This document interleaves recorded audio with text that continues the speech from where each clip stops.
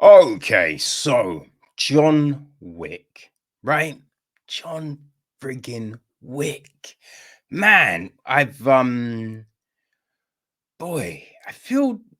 yeah, we covered most of the films on the podcast, at least the last two. At least the last two.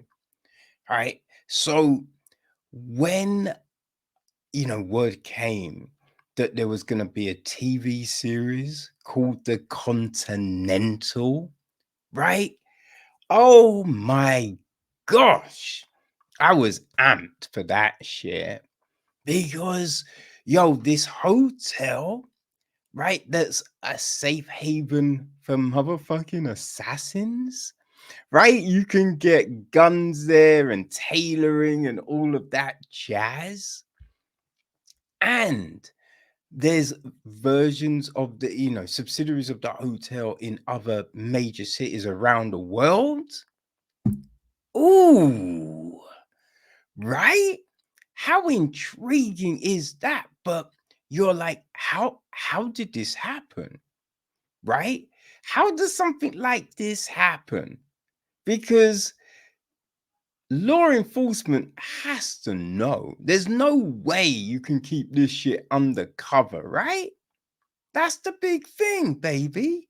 So yeah, it was like, yo, what's the deal, man?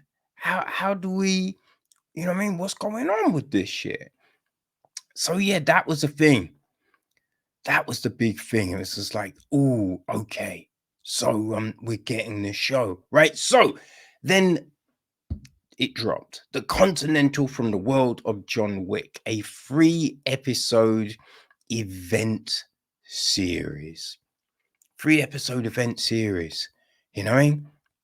It was devised by Greg Coolidge, Kirk Wald, and Shawn Simmons. You know? Coldridge and Wald were the showrunners, and they wrote the series along with Shawn Simmons wrote the series along with Ken Christiansen, right? Episode 1 and 3 are directed by the great Albert Hughes, and episode 2 is directed by Charlotte Brändström, who I'm not sure if I've come across her stuff. I'm not quite sure. Okay, so our producers on GCham are Mark Taylor, Ian Smith,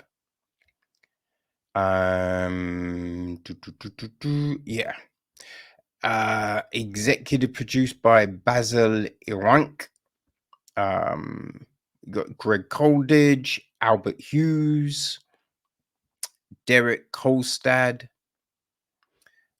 Erica Lee, David Leitch, Marshall Presinger, Reet Reese, Shawn Simmons, Chad Shalensky, Paul Wernick, Kurt Wald, and Chris Collins. Rafferty handled the music, and the music was, I did dig the sound. The soundtrack was great. I love the soundtrack, man. We had Pal Ulvik Rockseth and Peter Deming, who took care of cinematography. Ron Rosen, Armin Gasparian, and Stephen Lang were on editing duties. Chelsea Ellis Blush, Sophie Holland, and Marisol Roncalli were on casting duties. Production design was Drew Bolton.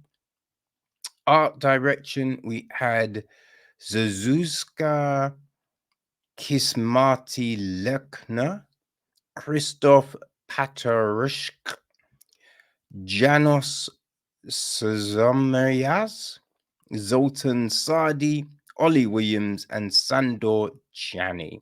Set decoration is Akos Tanzazi, Daniel Vizinch, Benchhorn, and Penny Luter.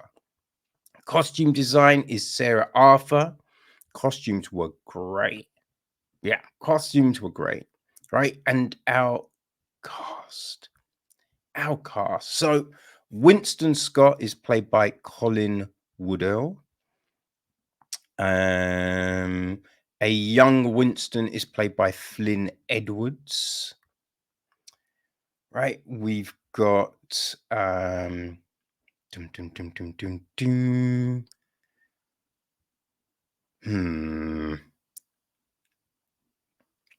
Well, that's very weird. Oh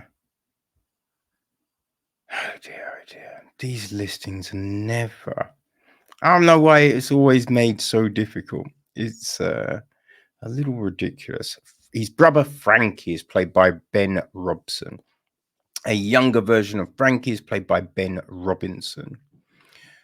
Then there's Cormac O'Connor, played by Mel Gibson. KD is played by Michelle Prada. Miles is played by Herbert Pont du Jeu. Right? Lou, his sister, is played by Jessica Alain. We have Yen, played by Nahong Kate. Sharon, right, is played by Ayomadi Ajenogon. Mayhew is played by Jeremy Bobb. Lemmy, played by Adam Shapiro. The Adjunctor is played by Katie McGrath. Gretel is played by Marina Mazeppa. Hansel, played by Mark Mashashi. Orphan Master is played by Dan Lee. Ronnie, played by Chris Ryman. Waiko, played by Roy Hu. Edwin, the elevator operator, played by Philip Philomar. Jenkins, played by Ray McKinnon. Mazzy, played by Zanab Jar. Right, so yeah, Mazzy is she takes over the Bowery, right?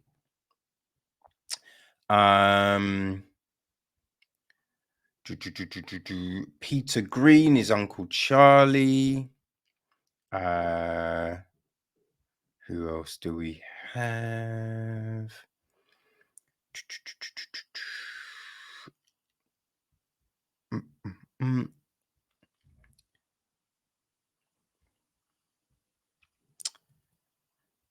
Yeah, okay. I think that's all the main characters.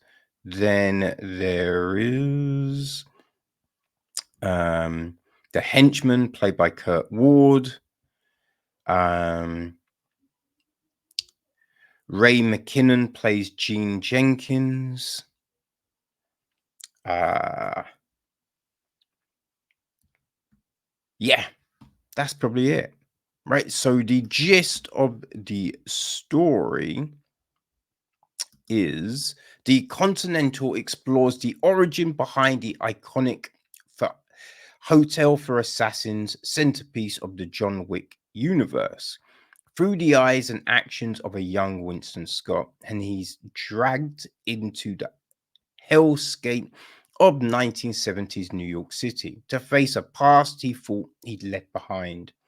Winston charts a deadly course through the hotel's mysterious underworld in a harrowing attempt to seize the hotel where he will eventually take his throne.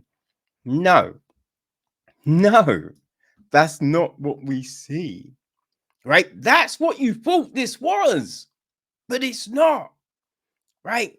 That's the problem I had with this series. I thought it was going to be the origins of the hotel, right? We'd find out what the coins were, get some insight into the high table, and just all of these different things, right? How you can operate without the feds turning up, right? How people then trusted it, Yeah, I thought all of this stuff would come to light. It doesn't. And I think that's the big issue here, right? Because we start off with Frankie, right? Winston's brother, and obviously they're estranged. You know what I mean? Like, I don't think we've ever heard reference to Frankie in the films. I might be wrong, but I can't remember, you know. But he does this heist, which goes wrong. Obviously, it goes wrong, right? Just a shambles, which as the series goes on, you're just like, yeah, why the fuck was it such a shambles? If these people are meant to be the professionals and all of this, it's kind of baffling that it goes the way it goes, right? But yeah, all goes shambles. And so then Winston gets dragged into it, right? Because, you know, everyone's after Frankie, they can't get him, so they grab Winston. And he has to try and find him and all of this jazz. So that's just the beginning. It spins off from there. So that's not any spoilers. Don't worry, people. Don't worry. But yeah, so the hotel has been running. We don't know how long for, but it seems like a while, right? It doesn't seem like it's a new gig here. So there's no insight into the hotel. And that's what I really wanted. You know, the young, like you figured Winston would play into the story, right? And we get the kind of, oh, how he's been able to keep that throne for so long. And you know what I mean? Like just all of those relationships. But this doesn't even give us that. Doesn't give us that. Right. So it's just, you know, he's not even involved with the hotel at this point, right? Sharon works for Cormac.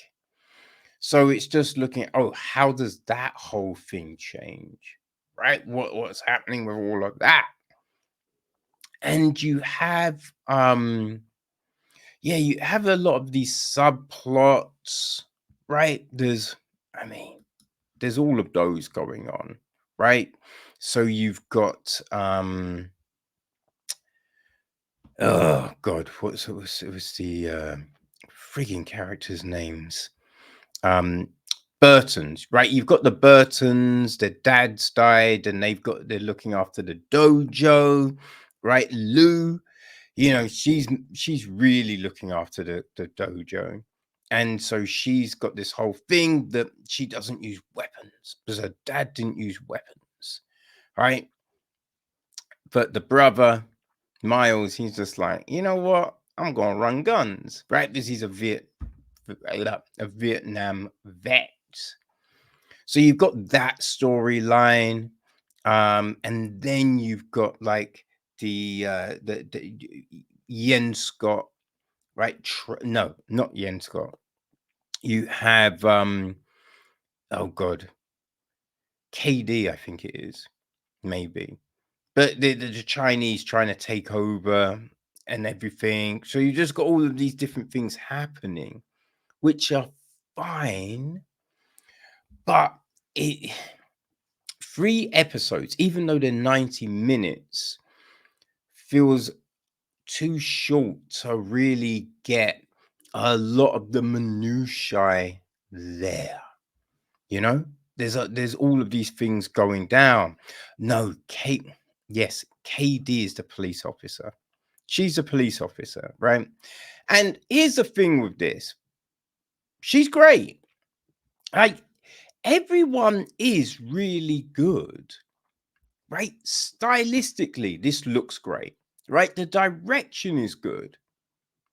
You know, the tone, right? The feel, it feels like it's from that time. You know, so all of that works really well. As I said, the soundtrack is great. But you have these things happening which don't necessarily make any sense. Like KD. Well, the one thing with Kate, right? She's trying to. There's something that happened to her and her family, and she's trying to solve this issue. So she's got I don't know what it would call for a woman. I was gonna say she's got a boner for the Continental, but doesn't really work for a woman, does it? You know what I mean? But yeah, she's focusing on that, right? And it's like just with all of these assassins, just all of these things, you just like it doesn't. There's no way that could happen the way it's happening. She'd have been taken out, right? There's another big thing as well. Now we see a lot of violence in here. Well, like John Wick. So it's fun, right? It's nothing too gratuitous or anything like that. But I feel there was only this. There's a bit when KD is sleeping with someone and we see a tit, right? And don't get me wrong, it's not like I'm adverse to that. Right? It's not like I'm like, be gone. No. You know what I mean? But I didn't really understand why. Like, it's, you know what I mean? Because I feel that was the only nudity in this. So it was just, it felt very odd. You know what I mean? Like, that's it. So why? Why do it? She could have been wearing a top. You know what I mean? Or him on top of her, so we see he's back. But you know what I mean? Like it just felt like, why are we showing this? Like, what's the need? Yeah, and there's a few things going down that you're just like, yo, why? Like some of the fights. Now, here's the thing: the fights in John Wick are crazy, right? And sometimes you're just like, I mean, what? How? Like, huh? Because in number 4, when he falls down all of those stairs in the fight, I've gone downstairs. You're not just getting up and walking up those stairs. And especially if you go down twice, nah, that shit hurt so much. Oh my god, it hurts so much. You know what I mean? So there's things that happen in the fights, and you're just like, come on now. But I feel, even though the fights weren't bad in this, right? The choreography was good. Don't get me wrong, the choreography was good, but there was just some shit that you're just like, you know, a lot of it is like when a guy's fighting a woman and she's smashed directly in the face, and you're just like, okay, yeah, she ain't fighting after that. You know what I mean? Like getting punched in the face ain't fun, and it can daze you. And that's if you're fighting another dude. If a dude's fighting a woman, yeah, that's fucking crazy. You know what I mean? So some of that didn't make any sense. Then there's just certain things in the plot. There's, I have to say, I don't think it makes sense how the Winston Sharon relationship starts. Doesn't make any sense why that's a good relationship. It for me it doesn't. Just does not. Right? So it's just stuff like that which I'm just like, ah, what's happening here? You know? So like, yeah, it's an odd one, this series. There's like, as I said, it looks great. Music's great. The acting was good. There's a lot in the script that is a bit all over the place, especially what happens with Frankie, because it's just one of those ones like you have it in movies when that shit happens, and it's just like no one is just giving themselves like that. People do not do that on the reg, right? And you just thought there was no need for what happened, you know. So there's these things that go down in the script, which I don't think was as good as the stories in the John Wick films. Now, I did hear that Chad and ugh, what's the other homie's name? Derek. Yes, I hear they didn't actually work closely on this, right? They're executive producers, but they weren't hands-on. And I do think it feels that way, you know? It doesn't feel like it's got that real close connective tissue to the films, right? You've got characters from the films. There's John Wick in the title, the Continental, but firmically, right? It just feels very separate from the films, which is such a shame. Such a shame. I think also if this was because this was sold as the story behind the birth of the Continental, right? If it wasn't, if you just said this is a story of the early days of Winston Scott, I think you look at the series a lot differently because you're coming in with different you're coming in with different expectations. Boy, what's going on, right? You're coming in with different expectations. There you go, right? I think that's the big thing.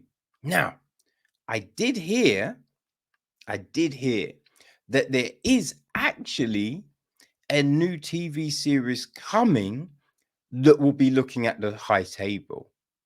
Now that, take my money, motherfuckers. That I'm all on.